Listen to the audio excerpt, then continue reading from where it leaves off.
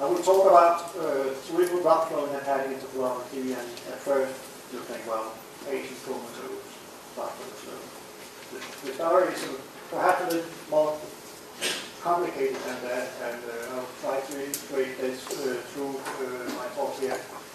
I always thought that if we look at patients with acute liver failure in a very bad clinical status and who understood the pathophysiology, it would also have some influence on how to understand patients with cirrhosis who develop hepatic encephalopathy and circulatory instability. But the story has turned out that I think, and I hope to show that there's some similarities, but there's also large differences in between the two conditions. And I would have looked at some of the previous speakers and the data they have presented.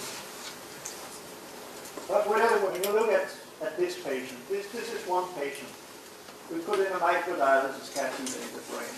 We measured glucose, lactate, glutamate, and on top of that, intracranial pressure. And we measured that for 200 hours. And if you want to go in and measure cerebral blood flow here and say whether or not it's low or high or normal, it will get no meaning to me, because you can see large fluctuations in lactate, as we heard before, tending to increase during the course of acute liver failure, and perhaps associated with peaks of high intracranial pressure. So cerebral blood flow in this condition, this very severe condition, at the early stage of hepatic encephalopathy, the patient has just been intubated after reaching encephalopathy stage 3. The blood flow will probably be low here because you have a low metabolic rate of oxygen and glucose. What happens later on in the course may be very different in the beginning of the. On top of this, you know all of these complications, I'm showing it every time, but of course the stage of hepatic encephalopathy may influence cerebral blood flow. And here, if the patient is bleeding from varices and have arterial hypertension with hyperventilating, and perhaps have seizures later in the course, all of this will influence cerebral blood flow. Hypoxia, inflammation we just heard about. And what do we do to the patient? We do perhaps do transfusion, we volume expand these patients, we use noradrenaline to keep up the blood pressure, and sometimes we use trazodone to stop bleeding or to keep up the blood pressure. And I could go on, TIPS, liver transplantation, all of this will influence cerebral blood flow one way or another. So we cannot say that cerebral blood flow is just low because these patients are comatose. It depends on the clinical situation of these patients. Fortunately, however, there are main regulatory mechanisms of cerebral blood flow. The metabolic flow coupling that I alluded to here, but there's also pressure autoregulation. The autonomic nervous system influences cerebral blood flow, especially if there's disturbances in the autonomic nervous system for a long time. It will influence the pressure autoregulation, shifting the limits of upper and lower limit of the autoregulation. And Aditya recently demonstrated this in a paper looking at kidney blood flow. But of course also hyperventilation may give rise to a hypocapnic vasoconstriction in the cerebral circulation, leading to low blood flow, and of course hypercapnia will increase blood flow. I was asked to do also a little bit of historical perspective, and we have to go many years back, more than 110 years back, when Charrington then measured cerebral blood volume. I think it was in dogs, and they found that activity in the brain was correlated to changes in cerebral blood volume. And this suggested that there might be a coupling from metabolic activity in the brain to blood flow. Later on, tracer techniques was developed, and we know it as the Ken-Smet technique. And here we could demonstrate in humans that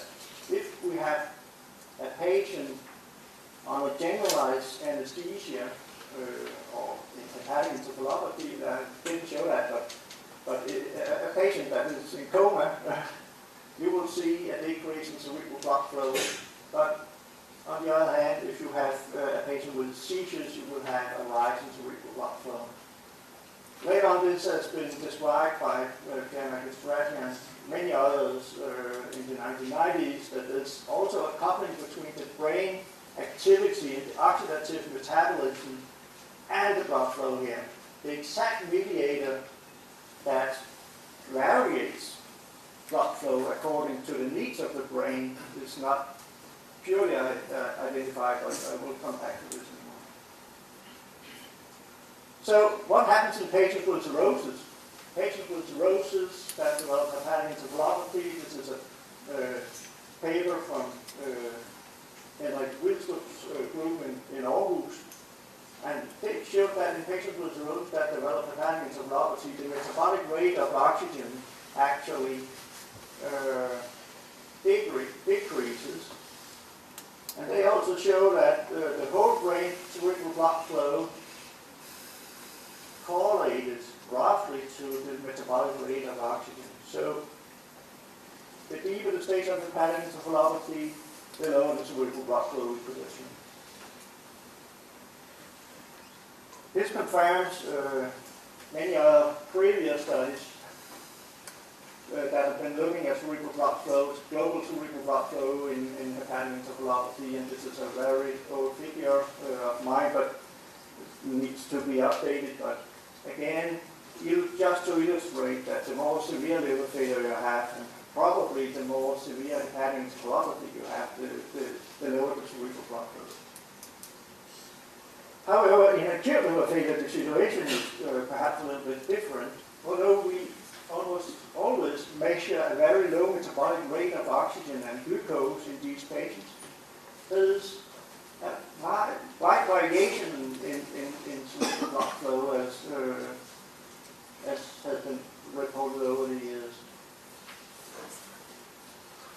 So what we suggested some years ago was a gradual vasodilatation, and Rajiv Dalan showed that this might be correlated to development of seals.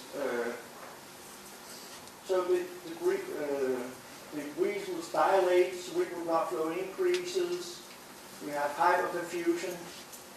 The blood flow is much higher than needed for the brain activity in this condition. So another important former scientist in this area called it, that was Larsen, Professor Larsen from Copenhagen, who called it luxury perfusion. So some of these patients have luxury perfusion for some reason in the brain, and that might not be very good, because when the blood flow goes up, the blood volume may also go up, and if these patients have brain edema, this may result in a rise in the intracranial pressure. There was an interesting observations that made by ISHEN and Seger from our unit during liver transplantation of a patient with acute liver failure in 1994, showing that when you take out the liver, then the hyperperfusion is reversed. The cerebral blood flow goes down to normal. And whether or not this has something to do with inflammation or the induction of hypothermia, we don't know, because we didn't record these data at that time. Another important paper back in time was this from Dr. Argo from Pittsburgh, showing that cerebral blood flow is higher in those patients with acute liver failure that develop brain edema or had evidence of cerebral edema.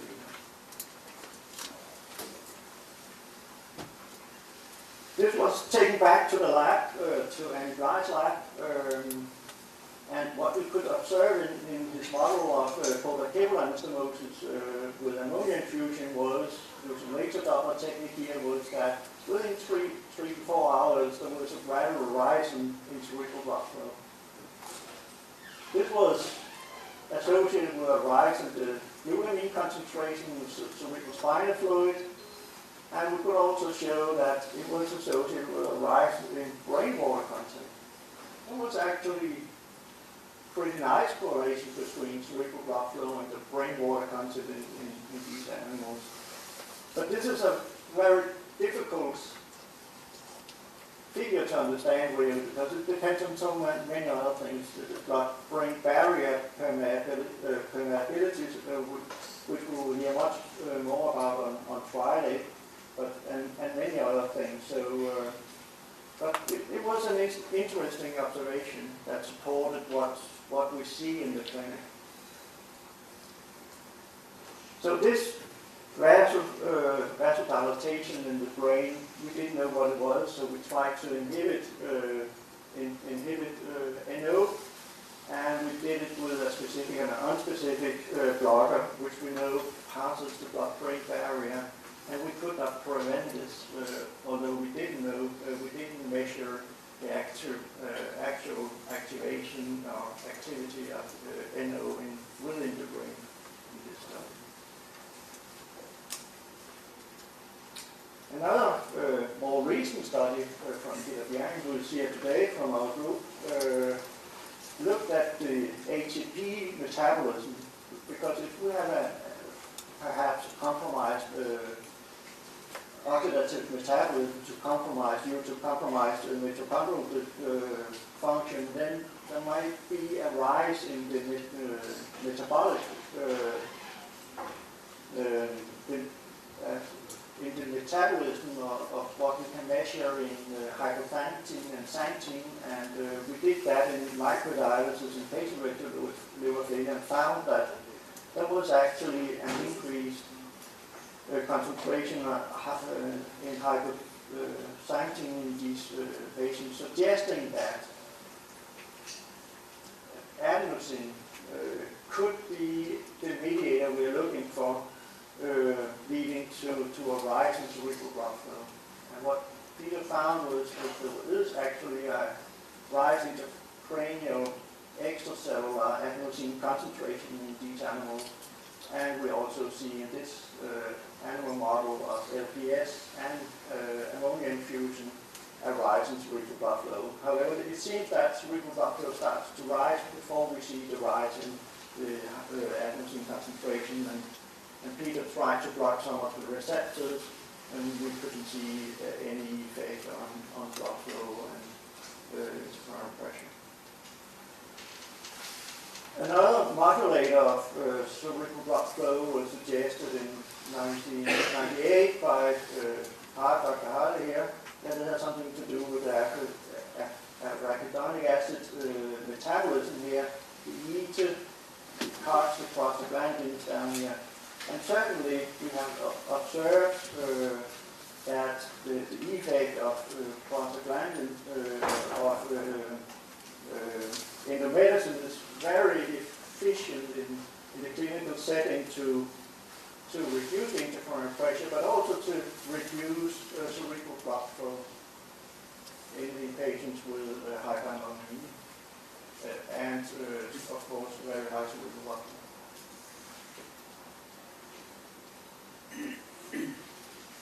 And I also took this to his lab and showed approximately at the same time that given in the medicine to his rats that develop high cerebral blood flow during ammonia infusion, this could be prevented by in the medicine, and also the brain water content did not increase.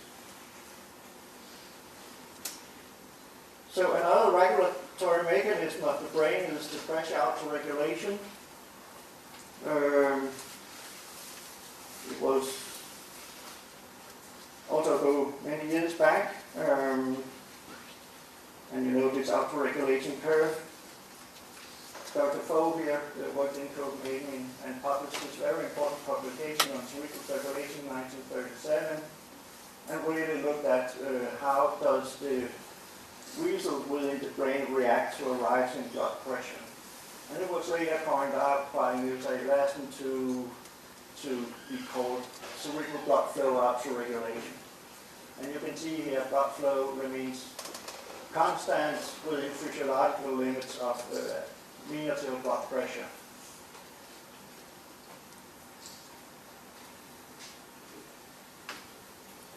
We took this into the clinical setting some years ago, many years ago, and this is one of my mentors, Dr. Gitte Knudsen, from was try to identify the lower limit of autoregulation patients with stable cirrhosis and without hepatic encephalopathy. And what we did was to infuse noradrenaline, then stop it, and then use lower body negative pressure to decrease blood pressure in these patients. And what you can see here when you measure cerebral blood flow by two independent techniques is that there is a preserved autoregulation here. However, if you use just to rise the blood pressure by noradrenaline in patients with stage 3 and 4 hepatic encephalopathy, some patients do lose autoregulation here. You can see here there's no identification of a lower limit. I think one of the first groups that looked at autoregulation and vasoreactivity in the brain was actually Roger Williams.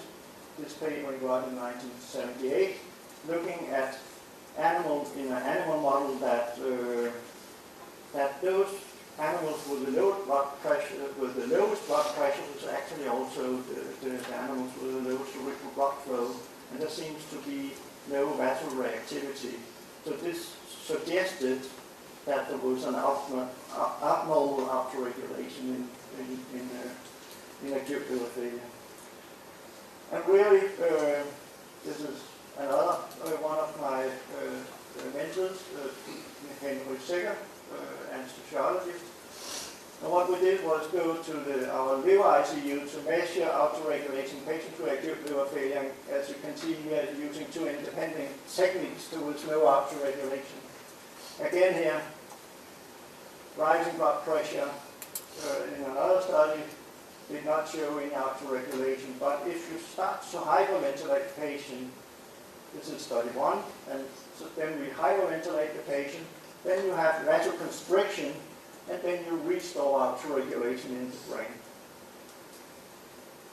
And you can also look at this with another technique. I think it was Cleon's technique, and demonstrated there was no signs of autoregulation. Again, by inducing vasoconstriction here by hypothermia, you can see there is a restoration of autoregulation.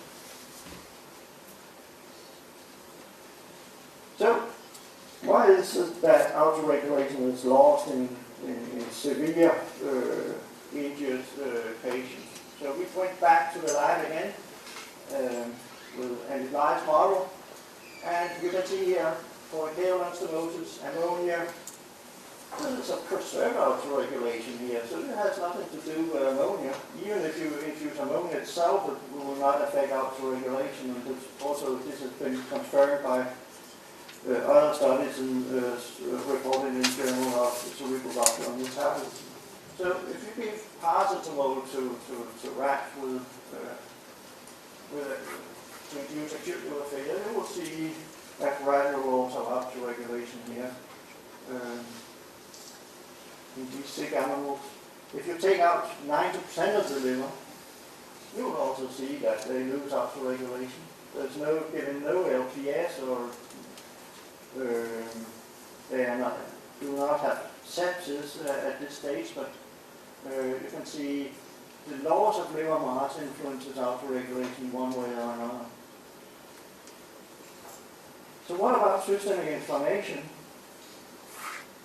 Here you have the group here with the rat. Normal rats preserve autoregulation. If you inject LPS, then you start to lose autoregulation. It impairs autoregulation to some extent. If you take galactosamine intoxicated rats, give them LPS, again, the autoregulation gets worse, it gets more impaired. If you take patients that we have moved 90% of the liver and give them LPS, again, it worsens autoregulation. So inflammation, systemic inflammation in itself will impair autoregulation. The exact mechanism leading to loss of autoregulation is still not settled, but it has something to do with the loss of liver mass. It has nothing to do with hyperammonemia in the cell. So what does all of this mean? Well, going back again, Starling and Bayliss, more than 100 years ago again, of course described what we all know, the starting forces of the capillaries. And this loss of control of cerebral blood flow in acute liver failure that is associated with brain edema, is that really the reason that that we see a very high hydrostatic pressure gradient here that overmatches the oncotic pressure gradient here, that leads to swelling of the brain. Against this talk that we rarely see vasogenic edema in these patients, and of course it also depends on the permeability of the blood-brain barrier, which we will hear more about on Friday. So, but anyway, every day we use this principle in treating patients. We give mannitol, we give, this is 2 slides, this is have one more. We give mannitol, we give hypertonic saline, we sedate the patients, we induce hypothermia, we hyperventilate them, we use endomedicine sometimes. So we manipulate these starting forces every day trying to treat brain edema or prevent it. So in conclusion, ladies and gentlemen, I will say that there is some similarities, but there are also distinct difference between acute and chronic liver failure with hepatic encephalopathy and patients with acute liver failure. I think in patients with chronic liver disease, we will see a low cerebral metabolic rate of glucose and oxygen, and we will see a low cerebral blood flow for many good reasons, but this coupling between metabolism and blood flow is probably not is probably the most important one. But in patients with acute liver failure, I think cerebral blood flow will fluctuate much more, depending on many clinical complications that these patients experience. There's a gradual vasodilatation, absent upregulation that's associated with brain edema and is getting worsened by systemic inflammation. But still, we don't know what the mediator that causes this vasodilatation is and what is causing a loss of autoregulation in this condition. And I would also like to thank all these guys who have participated in our studies over the years. Thank you.